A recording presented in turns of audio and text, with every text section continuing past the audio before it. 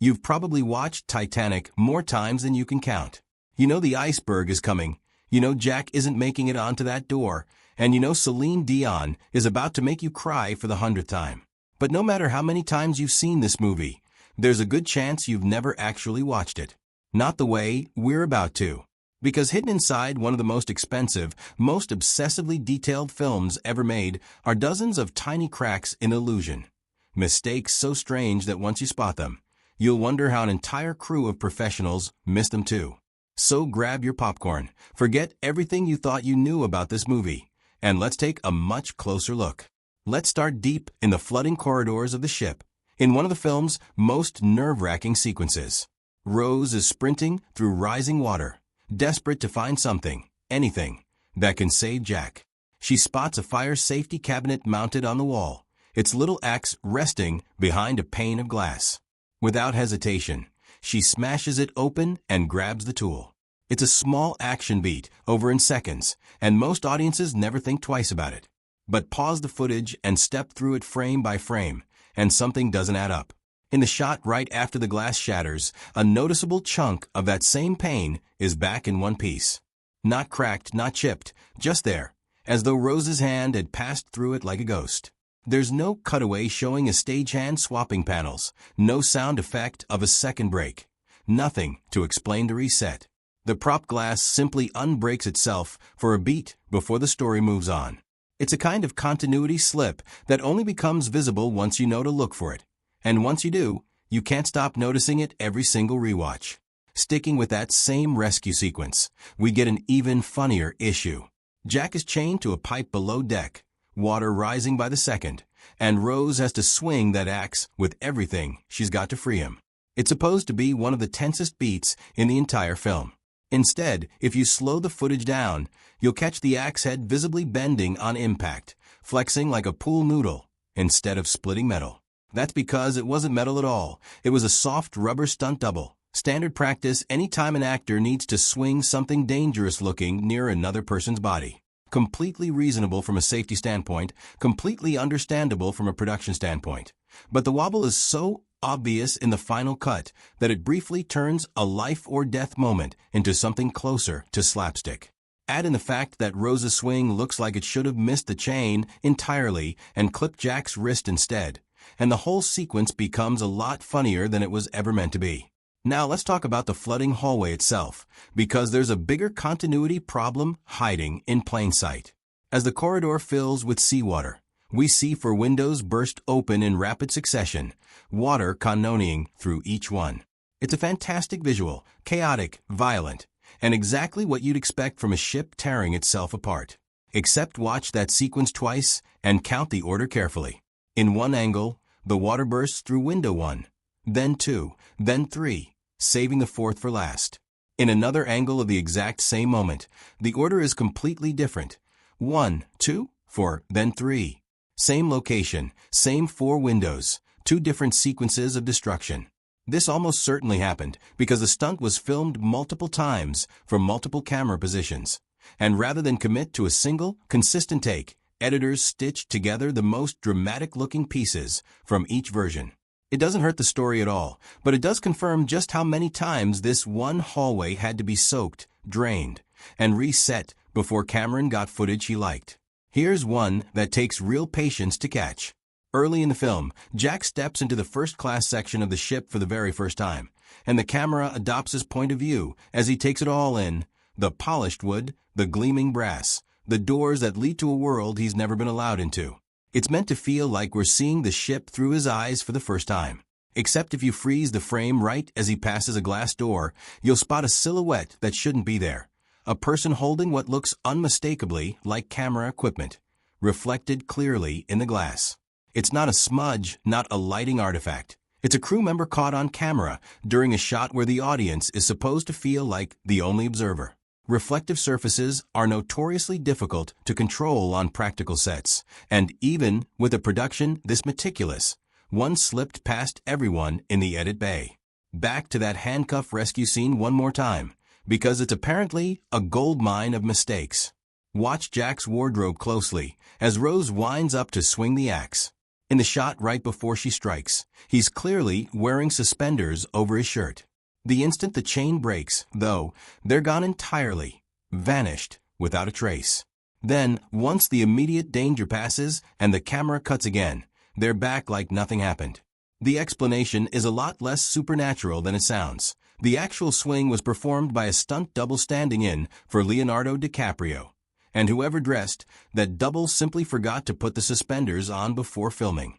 Nobody caught the mismatch until it was already locked into the final cut, and now it's permanently there for anyone patient enough to look. Here's a detail that has nothing to do with props or stunts, and everything to do with basic image editing.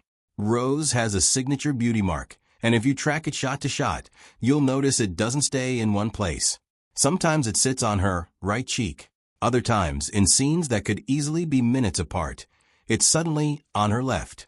This is almost certainly the result of flipping footage horizontally during editing, a common trick used to help two shots match each other's eye lines or blocking. The problem is that flipping an image also flips everything on a person's face, including any distinguishing mark. Nobody expects audiences to be tracking a beauty spot across a 3-hour runtime, but once you start looking for it, the inconsistency becomes strangely hard to ignore. As the ship finally splits and passengers are hurled across the tilting decks, the visual chaos is almost overwhelming, which is exactly why this next mistake is so easy to miss on a first watch. During one particularly violent fall, freeze the frame at just the right moment, and you'll spot a thin line running from a falling actor up and out of frame. A stun harness wire, clearly visible against the dark background instead of hidden the way it was supposed to be. Wire work like this is completely standard for keeping performers safe during dangerous falls. But the entire point is that audiences should never actually see it. Somewhere in the compositing or color correction process, a handful of frames slipped through where the rigging wasn't properly painted out, leaving a very human safety line hiding inside a scene that's supposed to look like pure, uncontrolled disaster. Not every mistake in this film is physical. Some of them are historical, buried in the dialogue itself. Take the dinner scene where Rose, surrounded by her mother, her fiancé Cal, and a table full of stuffy first-class elites, gets to deliver one of her sharpest lines. When the conversation turns to why the ship was named Titanic, Rose casually brings up Sigmund Freud and his theories about men, size, and insecurity, leaving the table stunned and her mother mortified. It's a fantastic character moment, clever, biting, and completely of its time, except it isn't. Freud's specific writing connecting masculinity to size anxiety wasn't published until after the Titanic had already sunk. In 1912, nobody at that dinner table could have made that reference, because the ideas Rose is quoting simply didn't exist yet. It's a small, deliberate piece of modern wit dropped into a period-accurate scene, and while it works beautifully as writing, it doesn't hold up if you check the actual timeline. Sticking with Rose for a moment, her look throughout the film is unmistakable, right down to that bold red lipstick she wears in scene after scene. It's become one of her most iconic visual traits. Historically, though, it's more than a little out of place. In 1912, red lipstick wasn't associated with elegance or upper-class refinement. Quite the opposite. It was far more commonly linked to actresses, performers, and working-class women, which meant a wealthy, closely watched young woman, like Rose, would have almost certainly avoided it in public. Fashionable women of Rose's social standing at the time leaned toward soft powders or bare, natural faces. Bold red lip color didn't become a mainstream statement until the 1920s, when flapper culture turned it into a symbol of rebellion. So while Rose's lipstick fits her personality perfectly, it's really a stylistic choice from a different decade, quietly smuggled into 1912 to make her stand out on screen.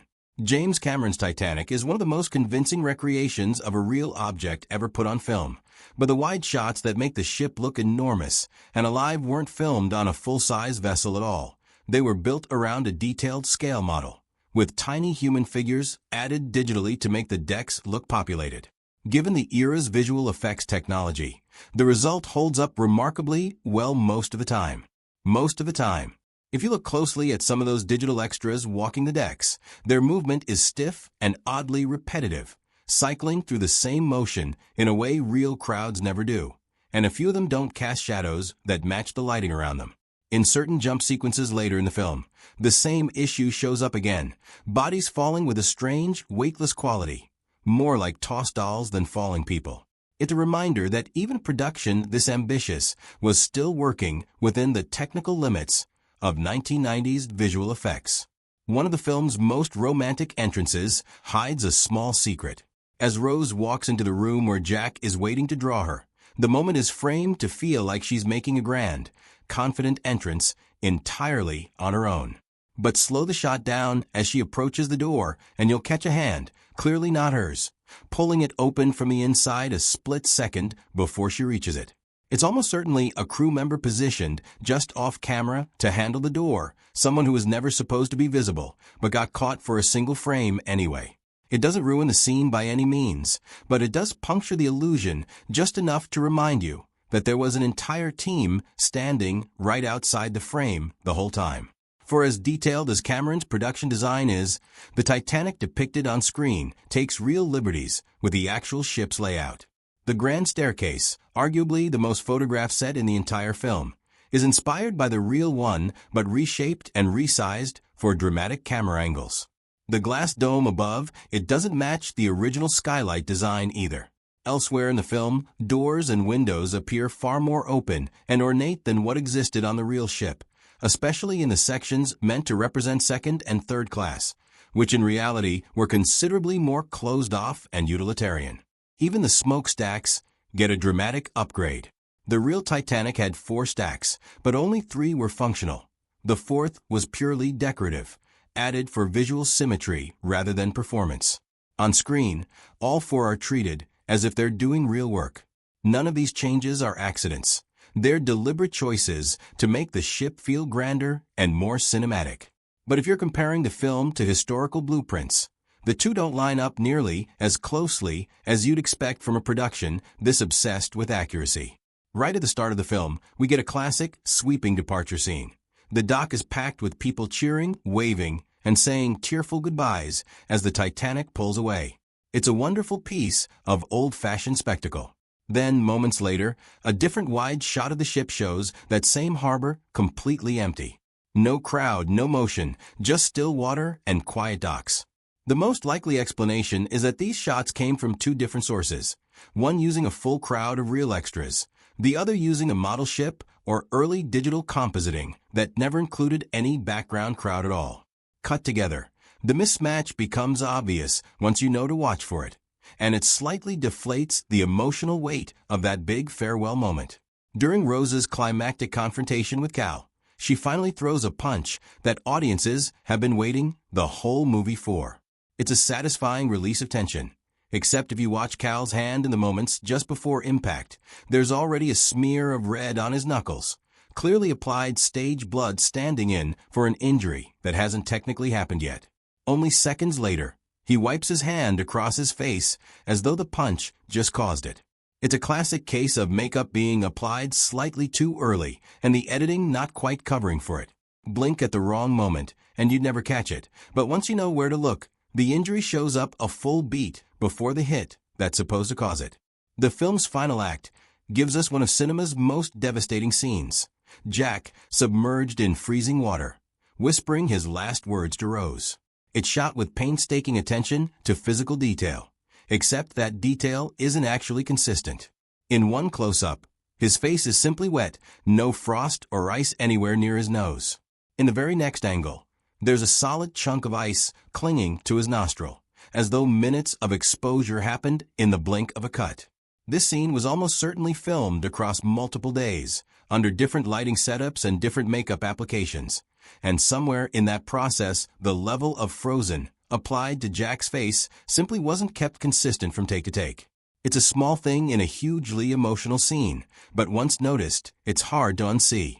During the search for Jack and Rose amid the ship's chaos, officers use handheld lights to cut through the darkness, and those beams are strikingly bright and pure white, closer to a modern LED flashlight than anything that existed at the time.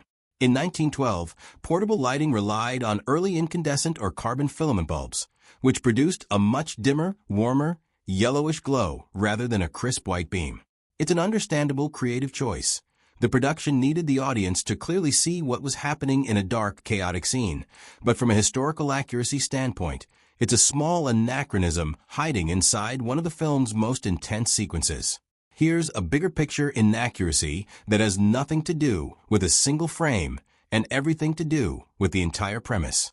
Jack and Rose's romance is the emotional core of the film, but the class divisions on a ship, like the real Titanic, were far more rigid than the movie lets on. First class and third class passengers used separate dining rooms, separate lounges, separate staircases, and even separate access points to the ship itself. This wasn't just social etiquette, it was physically built into the ship's architecture. Rose winning her way into Jack's world, or Jack talking his way into hers, wasn't just frowned upon. For most of the voyage, it would have been structurally difficult to pull off at all. The movie gives Jack a plausible in with his Poker One third-class ticket, but the idea of him freely wandering upper decks, sketching wealthy women, and dining with first-class passengers stretches historical reality considerably.